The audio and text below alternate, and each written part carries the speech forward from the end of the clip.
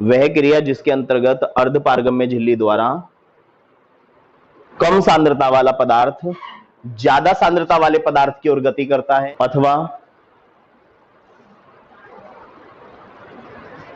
तनु विलयन सांद्र विलयन की ओर गति करता है, तनु विलयन सांद्र विलयन की ओर गति करता है, विलायक के कण विलयन की ओर गति करते हैं, विलायक के कण विलयन की ओर गति करते हैं।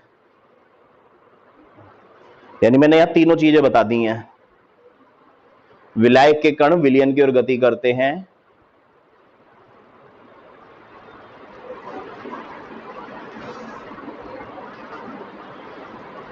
Full stop. एक बार फिर से समझ लो, परासरण एक घटना होती है जिसमें पतले पदार्थ गाढ़े पदार्थ की तरफ, तनु पदार्थ, ये डाइल्यूट का मतलब तनु होता है, और कंसंट्रेट का मतलब सांद्र। तो तनु पदार्थ किसकी तरफ गति करते हैं? सांद्र की तरफ, या कम सांद्रता वाला अधिक सांद्रता वाले की तरफ। सांद्रता का मतलब यहां मात्रा से है, कम मात्रा वाला अधिक मात्रा की तरफ से। और विलायक के कण विलयन की तरफ गति करते हैं, और गति करने के लिए दोनों के बीच में क्या होना जरूरी है? अर्धपारगम्य झिल्ली। ये फिनोमिना होता है नेचुरल फिनोमिना, यानी ये घटना प्राकृतिक घटना है, इसमें हम कुछ नहीं करते, ये अपने आप होती है। समझ आ गई? ये एक प्राकृतिक घटना है। अब मैं इसको डायग्राम के थ्रू समझाता हूं ताकि पूरा क्लियर हो जाए। हाँ, इसी में आएगा। तो देखो, एक डायग्राम बनाते हैं। ये एक पात्र बना लिया और ये एक दूसरा पात्र बना लिया। दोनों की हाइट कोशिश करना बराबर बने, लंबाई चौड़ाई बराबर बने, और दोनों को कनेक्ट कर दिया एक पाइप से। पाइप ऊपर ना लगा के थोड़ा नीचे की तरफ लगाते हैं ताकि प्रेशर ज्यादा बने। और ये जो पाइप है, इस पाइप के अंदर भर देंगे हम एसपीएम, अर्धपारगम्य झिल्ली लगाएंगे। तो मैं यहां रेड कलर से एसपीएम भर रहा हूं। एसपीएम होता क्या, अभी पूरा एक्सप्लेन करेंगे। इसके अंदर क्या भरा है हमने? Semi permeable membrane, short language में लिख रहा हूं मैं। और जो ये दो बर्तन लिए हैं, इन दो बर्तनों में हम अलग अलग पदार्थ भर देंगे। अब ये भरेंगे कहां से? तो वो रास्ता भी बना ही लेते हैं। ये रास्ता बना लिया और यहां पर पेच लगा दिया ताकि इसमें भरेंगे। ऐसे यहां पर भी भरने के लिए रास्ता बना लेते हैं, पेच लगा दिया। यानी इसमें कोई भी चीज भरकर बंद कर देंगे तो पूरी तरह से पैक हो जाएगा। ये कैसे? मैंने कहा नेचुरल फिनोमिना है, अपने आप काम चलने लगेगा, ये अपने आप होगा, क्योंकि जब ये पूरी तरह से बंद कर दिया है तो इस पे तो प्रेशर पड़ ही रहा है। और इसके अंदर भी भर दिया हमने कोई दूसरी चीज। अब देखो क्या करना है, इन दोनों को नाम मान लेते हैं अलग अलग। एक को मान लेते हैं तनु, तो दूसरे को क्या मानना पड़ेगा? सांद्र। और तनु को डाइल्यूट लिखते हैं, मैं DIL और डॉट लगा देता हूं, ये दिल नहीं होता, डाइल्यूट होता है। और ये कंसंट्रेट है तो CONC और फिर एक डॉट लगा दिया। या तो ये लेंगे या फिर दूसरी चीज लेंगे, कम सांद्रता वाला पदार्थ। तो यहां क्या लेंगे अथवा करके? अधिक सांद्रता वाला पदार्थ। अथवा करके तीसरी क्या चीज लेंगे? यहां विलायक ले लेते हैं और वहां पर विलयन ले लेते हैं। अब मैंने यही विलायक क्यों लिया? तो एक दिमाग लगाओ, जब जल में चीनी डाली थी तो क्या बना था? विलयन। और चीनी क्या थी? विलेय थी। मैंने आगे पीछे लिख दिया था, तुम वहीं पर कंफ्यूज हो गए। जल क्या है और ये क्या है? इसे हटा दो, बताओ दोनों में गाढ़ा कौन है? विलयन गाढ़ा है, तो विलयन हो गया गाढ़ा। सांद्र का मतलब गाढ़ा, और तनु का मतलब हल्का या पतला। तो डेफिनेशन क्लियर है यहां तक? जो डेफिनेशन बताई थी वहां डेफिनेशन को हम यहां एक्सप्लेन कर रहे हैं। वर्ड कौन से लेंगे? केवल ये दो वर्ड यूज करते हैं। जब विलायक और विलयन को किसके द्वारा अलग अलग रखा गया? एसपीएम द्वारा अलग अलग रखा गया, तो थोड़ी देर बाद जब रिएक्शन होगी तो पतले कण गाढ़े की तरफ जाएंगे या गाढ़े कण पतले की तरफ? मैंने छन्नी में से बताया था कौन से कण पार जाएंगे? पतले कण पार जाएंगे। तो अब देखो क्या होगा, ये नेचुरल घटना है। इसमें से कुछ कण इसमें से होते हुए उसकी तरफ जाने लगेंगे, और जब इसमें से कुछ कण उसकी तरफ गए तो ये कण इसमें भी आ गए। देखो, समझने की कोशिश करना। और इसका लेवल जो था, लिक्विड का लेवल बढ़ने लगा, और जब इसके कण उसमें चले गए तो इसका लेवल क्या होने लगा? घटने लगा। क्लियर है? अब देखो दूसरी बात क्या होती है। जब विलायक और विलयन को अर्धपारगम्य झिल्ली द्वारा अलग अलग रखा गया तो कौन से लिक्विड ने दाब लगाया? किस पर दाब लगाया? नहीं, पिन्नी पर, उस झिल्ली पर दाब लगाया। झिल्ली में से होती हुई जा रही है, तो इस झिल्ली पर दाब लगाया, उस दाब को परासरण दाब कहेंगे। और डेफिनेशन के अकॉर्डिंग जब विलायक और विलयन को अर्धपारगम्य झिल्ली द्वारा अलग अलग रखा जाता है तो विलायक के कण एसपीएम से होते हुए किसमें चले जाते हैं? विलयन की ओर गति करते हैं, और यह घटना क्या कहलाती है? यह घटना कहलाती है परासरण। क्लियर हो गई बात? ये थी डेफिनेशन। ये डायग्राम बनाना है। झिल्ली पे जो दाब लगता है, और किसके द्वारा दाब लगता है? विलायक द्वारा एसपीएम पर लगने वाला दाब परासरण दाब कहलाता है। बाद में पकड़ेंगे, अभी फिलहाल इस डायग्राम को उतार लो। ये कुछ नहीं करना, ये हटा दिया मैंने। डायग्राम नोट कर लो इसे। अगर क्रियाविधि लिखने लग जाए हम, इसकी मैकेनिज्म करने लग जाएं, ऐसे पेपर में आ जाएगा परासरण क्रिया को उदाहरण सहित एक्सप्लेन, वो सचित्र वर्णन करो। तो परासरण क्रिया भी दे दी, सचित्र भी दे दिया, वर्णन कर रहे हैं। तो विलायक और विलयन को जब एसपीएम द्वारा अलग अलग रखा जाता है तो विलायक के कण एसपीएम से होते हुए किसमें चले जाते हैं? और यह घटना परासरण कहलाती है। ठीक है, ये तो क्या हो गया इसका डायग्राम। अब इसका आएगा एग्जाम्पल। एग्जाम्पल इंपॉर्टेंट है इसका। देखो, एग्जाम्पल कराने से पहले मैं यहीं पर थोड़ा सा समझा दूं।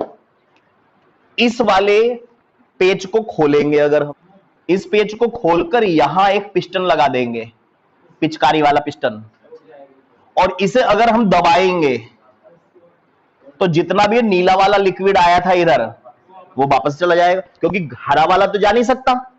क्यों नहीं जा सकता? क्योंकि उसके साइज बड़े हैं। तो ये वापस चला गया। इसको बोलते हैं विपरीत परासरण। विपरीत परासरण। और पहला वाला क्या था? जब यहां से यहां चल रहा था उसे बोलते थे ऑस्मोसिस। इसे बोलते हैं रिवर्स ऑस्मोसिस। Reverse osmosis. और ये वही चीज है जो तुम घर पे पानी साफ करने के लिए यूज करते हो, आरओ। फुल फॉर्म शायद ना पता हो तो ये वही चीज है, रिवर्स ऑस्मोसिस। उसमें क्या होता है, ये अच्छा पानी है, पानी के अंदर घुल गई अशुद्धियां, समझ आ गई? ये हमने हेडपंप का पानी लिया, आरओ में डाला, आरओ ने इसमें से क्या कर दिया? घुले हुए पदार्थों को निकाल दिया, पतले पतले जो पदार्थ थे वो निकाल दिया, और यहां पर सिर्फ पानी पानी बचा। क्लियर हो चुकी है? एग्जाम्पल क्या बता रहा था मैं इसका? एग्जाम्पल मैंने ये वाली बात तो बता दी थी कि अगर हम यहां से दबा दे तो वापस आ जाएगा, लेकिन ज्यादा प्रेशर लगा के ये वापस नहीं आ सकता। हाँ, अब देखो इधर एग्जाम्पल है किशमिश को पानी में डालने से यह फूल जाती है। फूल जाती है क्यों? ये क्वेश्चन आया हुआ है। अब देखो इधर किशमिश को अगर पानी में डालेंगे तो फूल जाएगी, पहले डालने से पहले वाली किशमिश बनाते हैं, सूखी सी जो सुकड़ी सुकड़ी सी होती है, ये रही, ये बड़ा रूप बना दिया मैंने उसका। और बड़ा रूप है, ये बड़ा रूप, ये किशमिश का बड़ा रूप है। अब देखो इसे, इसमें किसमें डाल दिया, इसे बर्तन में रखकर इसमें डाल दिया पानी। अब थोड़ा सा लॉजिक लगाना है। ये देखो किशमिश के अंदर जो भरा हुआ है गाढ़ा गाढ़ा पदार्थ, मीठा मीठा पदार्थ है, तो वो गाढ़ा पदार्थ विलयन है, और जबकि पानी क्या है, विलायक है। और अब किशमिश के इतने वाले हिस्से का मैं और बड़ा रूप बना रहा हूं, माइक्रो रूप बना रहा हूं।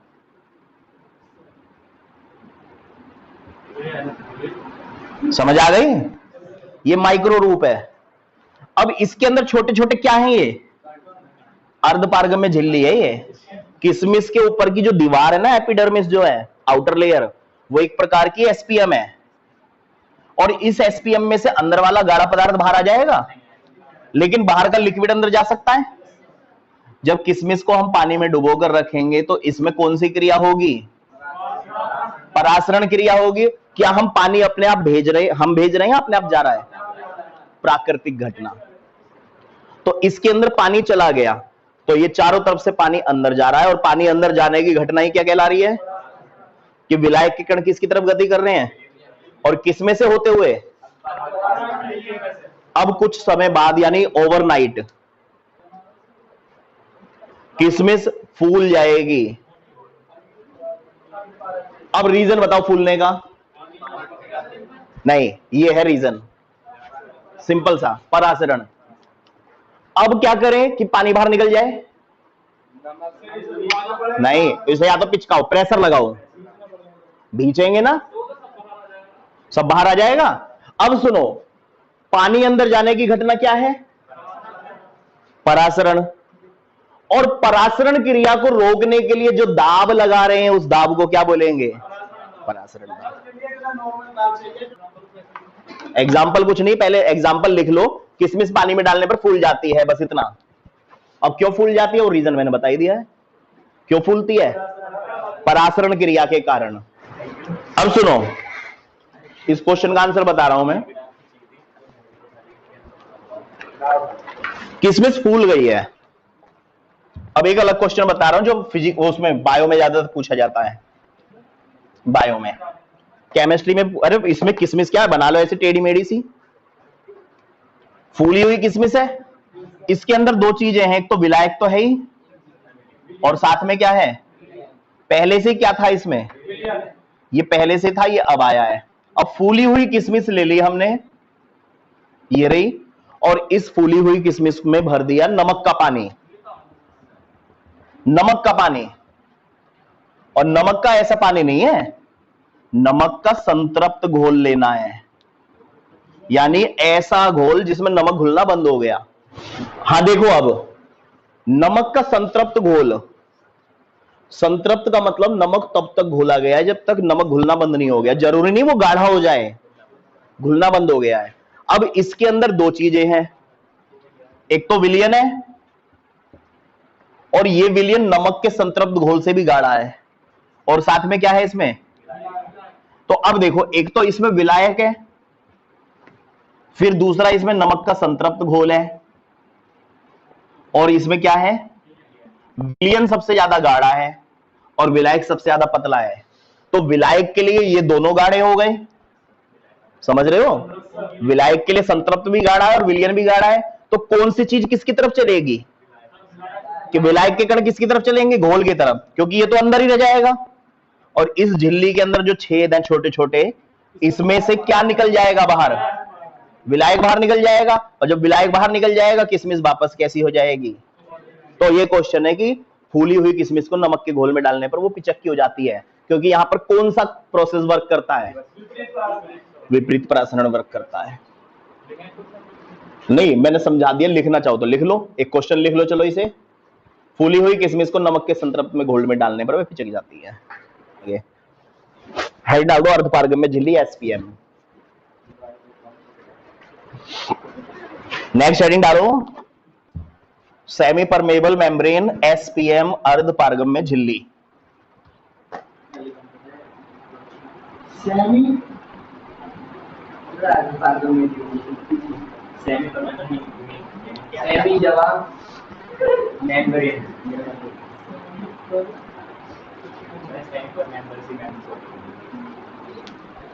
सेमी परमेबल मेम्ब्रेन अर्धपारगम्य झिल्ली।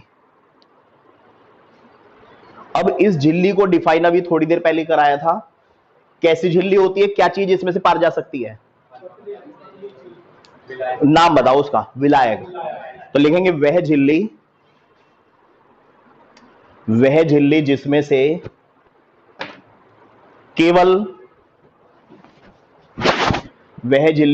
केवल विलायक के कण आर पार जा सकते हैं,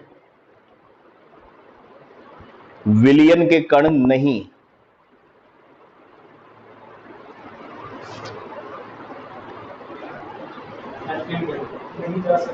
आप पूरा लिख दो, विलयन के कण नहीं जा सकते हैं।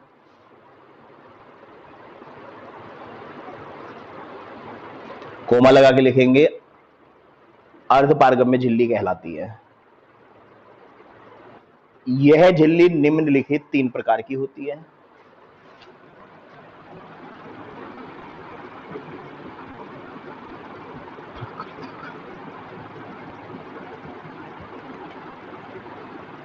पहली होती है नेचुरल एसपीएम, प्राकृतिक एसपीएम। दूसरी होती है कृत्रिम एसपीएम, और तीसरी होती है रासायनिक यानी केमिकल एसपीएम। अगर बात करें तो जो कृत्रिम है वो कहीं ना कहीं रासायनिक, यानी जो रासायनिक है वो कहीं ना कहीं कृत्रिम है, यानी हम बनाते हैं, और ये नेचुरल होती है। तो 3 प्रकार की हैं। पहली हेडिंग डाल दो, नेचुरल एसपीएम। यह झिल्ली प्रकृति में स्वतः उत्पन्न होती है। एग्जाम्पल, किशमिश की झिल्ली, अंडे की झिल्ली, यानी अंडे के छिलके के नीचे और अंडे के ऊपर एक पतली सी परत होती है। तीसरा, प्याज की झिल्ली, प्याज की परत के ऊपर भी एक पतली सी झिल्ली होती है, वो वाली झिल्ली। तो ये सब नेचुरल है, मैंने बनाते नहीं है। दूसरी हेडिंग डाल दो, कृत्रिम।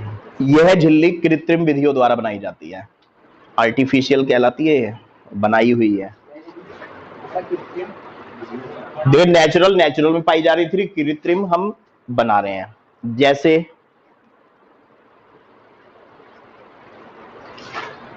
मनुष्य द्वारा बनाया गया, एग्जाम्पल लिखो, एग्जाम्पल है मनुष्य द्वारा बनाया गया पार्चमेंट पेपर।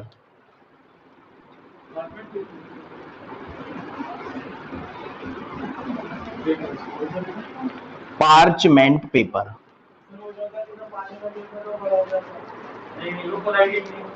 एक टाइप का फिल्टर पेपर जैसा होता है, पर होता नहीं है फिल्टर, उससे भी बहुत पतला होता है। हाँ वही वैसे ही होता है। केमिकल यूज होता है इसका, बड़े बड़े केमिकल छानने में यूज करते हैं, जिसके कंपोनेंट्स बहुत छोटे छोटे होते हैं।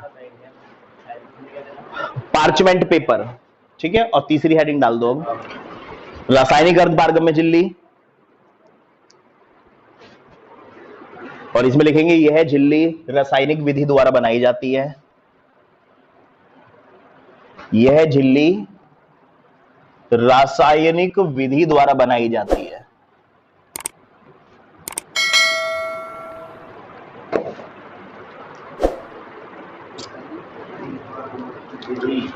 एग्जाम्पल है कॉपर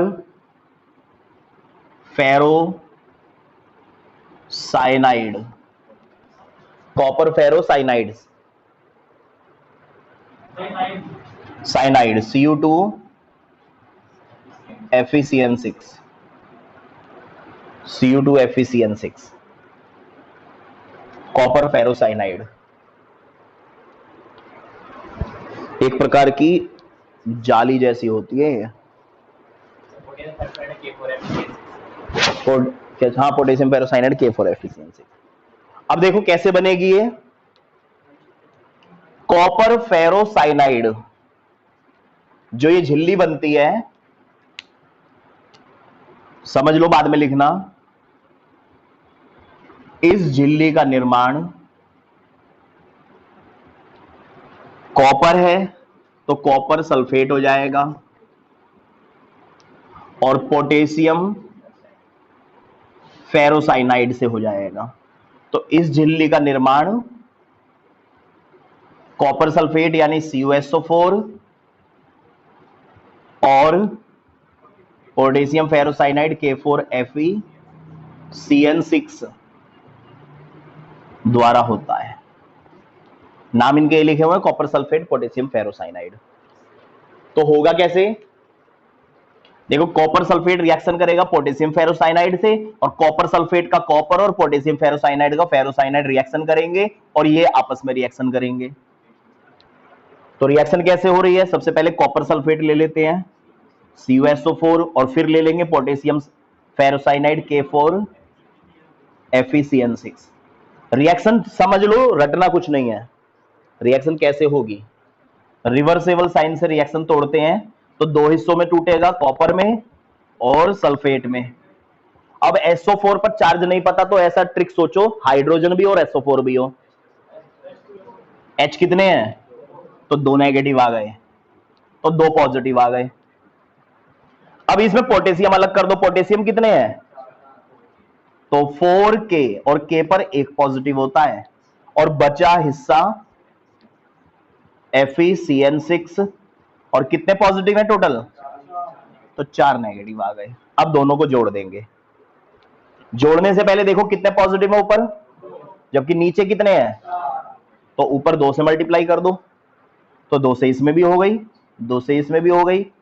इसका पॉजिटिव इसके नेगेटिव के साथ जाएगा और इसका पॉजिटिव इसके नेगेटिव के साथ जाएगा और ये इसके साथ आएगा, तो क्या आएगा 2 CuSO4 और प्लस K4FeCN6 और पूरा एरो आएगा।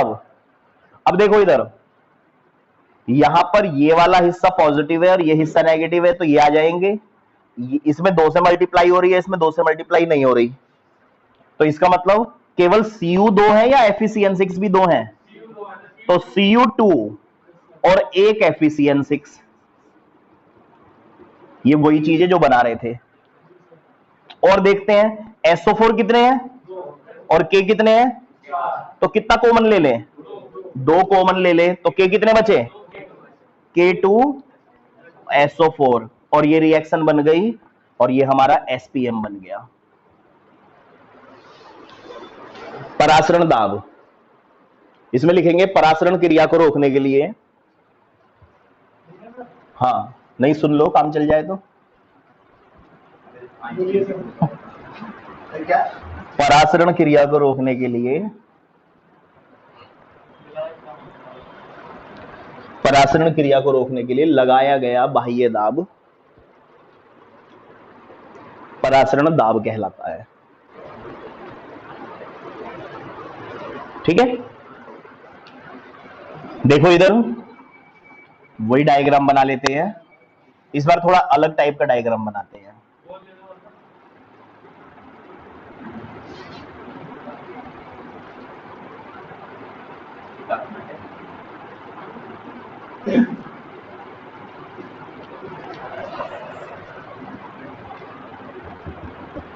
एक तरफ क्या भरा है, विलायक, और इस तरफ भरा है विलयन। विलयन के कण मोटे होते हैं तो थोड़े चौड़े चौड़े कण बना लेते हैं ताकि दोनों अलग अलग दिख जाएं।